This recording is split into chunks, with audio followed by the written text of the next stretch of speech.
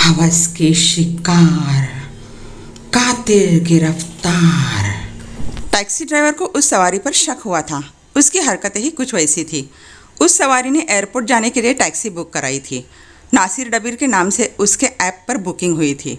इससे पहले कि ड्राइवर जीपीएस की मदद से वहां पहुंचता, तभी नासिर डबीर का फ़ोन आ गया था। हेलो, आप कहाँ हो? बस 2 मिनट में लोकेशन पर पहुंच जाऊंगा। टैक्सी ड्राइवर ने जवाब दिया था और 2 मिनट बाद ही वह उसके लोकेशन पर पहुंच भी गया था। टैक्सी किनारे कर टैक्सी ड्राइवर उसके टैक्सी में आने का इंतज़ार करने लगा। उसने किनारे खड़े लड़के को गौर से देखा। नासिर डबीर तकरीबन 22-25 साल का लड़का था। बड़ी बेचैनी से वह उसका इंतज़ार कर रहा था।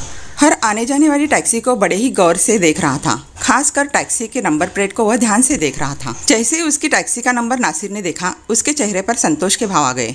वह सूटकेस उठाने में दिक्कत महसूस कर रहा था। टैक्सी ड्राइवर ने टैक्सी से उतरकर सूटकेस उठाने में उसकी मदद की। ड्राइवर ने सूटकेस रखने के लिए कार की डिक्की खोली थी, पर नासिर डबीर उसे अपने साथ ही पिछली सीट पर लेकर बैठना चाहता था। ड्राइवर को सूटकेस काफ़ी भारी सा वजनदार लगा था।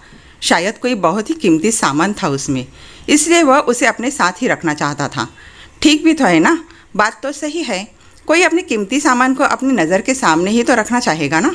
दोनों ने साथ उठाकर सूटकेस को टैक्सी की पिछली सीट पर रखा था। टैक्सी की पिछली सीट पर नासिर उस सूटकेस पर ऐसे हाथ रखकर बैठा था मानो हाथ हटाते ही कोई उस सूटकेस को ले भागेगा। जीपीएस ऑन करके ड्राइवर ने एयरपोर्ट की ओर गाड़ी घुमा दी। बैक व्यू मिरर से वह नासिर डबीर को बीच बीच में देख लेता था। उसके चेहरे पर बेचैनी थी। वह किसी गहरी सोच में डूबा हुआ था।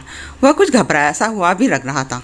रास्ते में उसने पहले एरोरी चढ़ने को कहा। इससे पहले कि अगले टर्न पर वह टैक्सी को मोड़ पाता, उसने उसे तिलक नगर की ओर चढ़ने का आदेश दिया। टैक्सी ड्राइवर को उसके बर्ताव पर शक हुआ। कुछ न कुछ गड़बड़ जरूर है, तभी तो वह कभी यहाँ तो कभी वहाँ जाने के लिए कह रहा है। गोरेगांव से गुजरते हुए नासिर डबीर ने टैक्सी रुकवाई। उसे पेमेंट कर वह सूटकेस किसी तरह उठाकर एक झाड़ी की ओर ले गया। टैक्सी ड्राइवर को नासिर डबीर पर गहरा शक हो गया। बुकिंग एयरपोर्ट के लिए करवा कर पहले उसने उसे एरोरी जाने को कहा, फिर तिलक नगर और अब गोरेगांव में उतर गया। कुछ तो गड़बड़ है इस लड़के के साथ। ड्राइवर नई बुकिंग के इंतज़ार में वहीं रुक गया और एक और गाड़ी खड़ी करके नासिर डबीर की हरकतों पर ध्यान रखने लगा। लेकिन ये क्या, थोड़ी ही देर में वह चौंक गया। नासिर डबीर ने सूटकेस वही झाड़ी की आड़ में छोड़कर एक ऑटो रिक्शा पकड़ लिया और वहाँ से चलता बना। कोई भी आदमी अपना सूटकेस छोड़कर क्यों भागेगा भला, वह भी उस सूटकेस को जिसे वह डिक्के में न रखकर अपने पास रखकर लाया था। कहीं वह भी किसी मुसीबत में न पड़ जाए, क्योंकि उस लड़के ने उसकी टैक्सी को मोबाइल के ऐप से बुक कराया था। वैसे भी किसी लावारिस सामान की जानकारी पुलिस को देनी ही चाहिए। हो सकता है सूटकेस में कोई बॉम्ब हो, या फिर बॉम्ब बनाने का सामान हो, या फिर किसी और चीज़ की स्मगलिंग की जा रही हो, या फिर कोई गैर कानूनी सामान हो। ड्राइवर ने तुरंत पुलिस को फ़ोन किया और पूरी जानकारी दी। कुछ ही देर में पुलिस वहां पहुंच गई।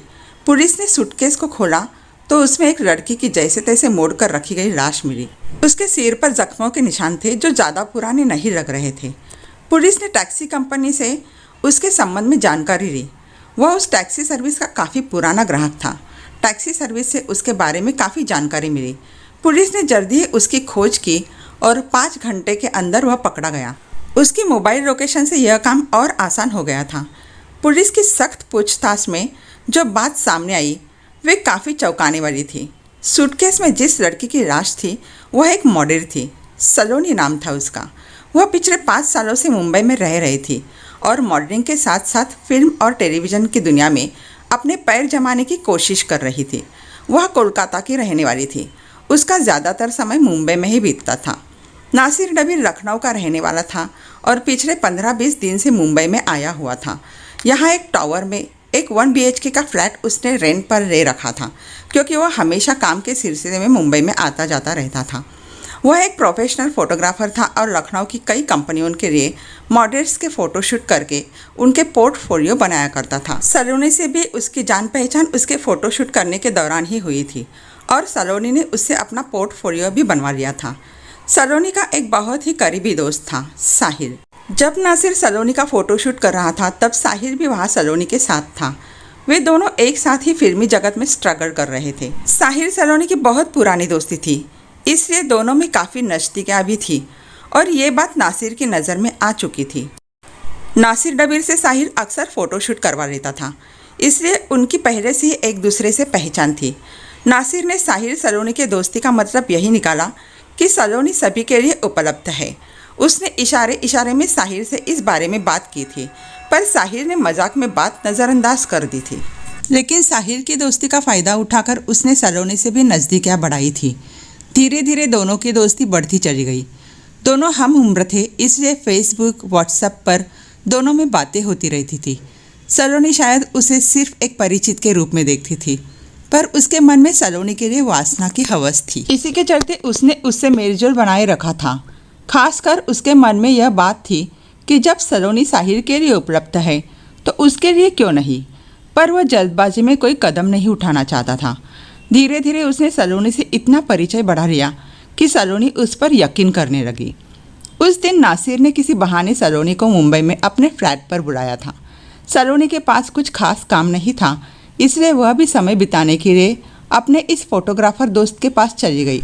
कुछ देर खाना पीना इधर उधर की बातें करने के बाद नासिर बोल रहा था, सलोनी, मैं जब से तुम्हें मिला हूँ तुम पर फिदा हो गया हूँ। मैं कई लड़कियों से मिला, पर कोई भी तुम्हारे टक्कर की नहीं। इस तरह की बातें तो हर लड़का हर लड़की से करता है, इसमें नया क्या है? सलोनी ने हंसकर कहा था। मैं सच बोल रहा हूँ सलोनी, तुम इसे मजाक समझ रही हो? मुझे सच में तुम में दिलचस्पी है, नासिर ने बोला था। देखो नासिर, हमारी दोस्ती एक फ़ोटोशूट के ज़रिए हुई है। अभी तो ना मैं अपने करियर को संवार पाई हूँ और ना ही तुम। अच्छा होगा कि हम अपना अपना करियर संभालें और दोस्त बनकर एक दूसरे की मदद करें। वह सब तो ठीक है, पर आजकल तो एक दूसरे से यौन संबंध बनाना कॉमन बात है। मैं तो तुम्हारे साथ सिर्फ संबंध का मज़ा लेना चाहता हूँ, वह भी सुरक्षित तरीके से। कहीं कोई खतरा नहीं, किसी को कोई भनक तक नहीं पड़ेगी, बस तुम राजी हो जाओ। देखो, मैं वैसी लड़की नहीं हूँ। मैं एक छोटे से शहर की रहने वाली हूँ। कपड़े भले ही मॉडर्न पहनती हूँ और सोच से भी भले ही मॉडर्न हूँ, पर यौन संबंध मेरे लिए सिर्फ पति पत्नी के बीच होने वाला काम है। मैं इस तरह का संबंध नहीं बना सकती। चाहे तुम मेरे दोस्त रहो या न रहो, मुझे कोई फ़र्क नहीं पड़ता। पहले तो नासिर ने बार बार उसे मनाने समझाने की कोशिश की थी, पर जब वह नहीं मानी तो उसके सब्र का बांध टूट गया और वह गुस्से से लाल पीला हो गया। नासिर ने सलोनी को धमकाया, आज तुम्हें मेरी बात माननी ही पड़ेगी, राजी खुशी से या फिर मेरी ज़बरदस्ती से। ऐसी गलतफहमी में मत रहना। ये देखो, चिली स्प्रे। सलोनी ने अपने पर्स से चिली स्प्रे निकालकर उसे दिखाया। अगर इसे मैंने तुम्हारी आंखों में डाला तो कुछ देर के लिए तुम अंधे हो जाओगे और अपने गंदे इरादे को पूरा नहीं कर पाओगे। अगर अपना भला चाहते हो तो मेरे रास्ते से हट जाओ। नासिर ने आव देखा न ताव पास में रखे एक कांच की भारी फ्लावर पॉट को उसके सिर पर दे मारा। चोट सिर के ऐसे हिस्से में लगी कि कुछ ही देर में सलोनी की मौत हो गई। नासिर यह देखकर हक्का बक्का सा रह गया। उसका हत्या करने का इरादा हरगिज ही नहीं था। वह तो बस अपनी हवस को शांत करना चाहता था। घबराहट में वह कुछ समझ नहीं पा रहा था कि क्या करे। नासिर कुछ सोच पाता इससे पहले ही किसी ने डोरबेल की घंटी बजा दी। उसने पीप होल से झांक कर देखा तो साहिर को वहाँ खड़ा पाया। गनीमत थी कि सलोनी की लाश अंदर कमरे में पड़ी थी। सलोनी आई है क्या यहाँ? साहिर ने पूछा। नहीं तो, नासिर घबरा कर बोला। उसने मुझे व्हाट्सएप पर मैसेज किया था कि वह तुम्हारे घर आ रही है। मुझे इस ओर आना ही था, इसलिए सोचा कि उसे भी साथ ले चलूँ। हाँ, उसने यहाँ आने को कहा था, पर किसी काम से नहीं आ पाई, नासिर ने कहा। पर तुम तो घर में हो, तुम्हें इतना पसीना क्यों आ रहा है? साहिर ने पूछा। कुछ नहीं, थोड़ा वर्कआउट कर रहा था। आओ बैठो, डरते डरते नासिर ने कहा। वो सोच रहा था कि कहीं सचमुच ही साहिर अंदर ना आ जाए। अभी नहीं, स्टूडियो पहुंचना है टाइम पर, फिर कभी आऊँगा तो बैठूँगा। सलोनी से मैं मोबाइल पर बात कर लूँगा, उसे भी स्टूडियो में किसी से मिलवाना था, साहिर ने कहा और चलता बना। नासिर ने जल्दी से दरवाज़ा बंद किया और अंदर रूम में जाकर सबसे पहले सलोनी का फ़ोन स्विच ऑफ कर दिया।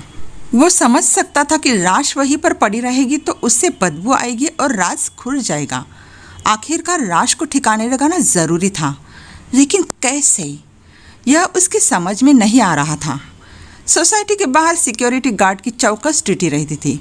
नासिर ने काफ़ी सोच विचार के बाद फैसला किया कि एक बड़े से सूटकेस में लाश को लेकर कहीं छोड़ दिया जाए। कहीं और लाश मिलेगी तो पुलिस को उस पर शक नहीं होगा।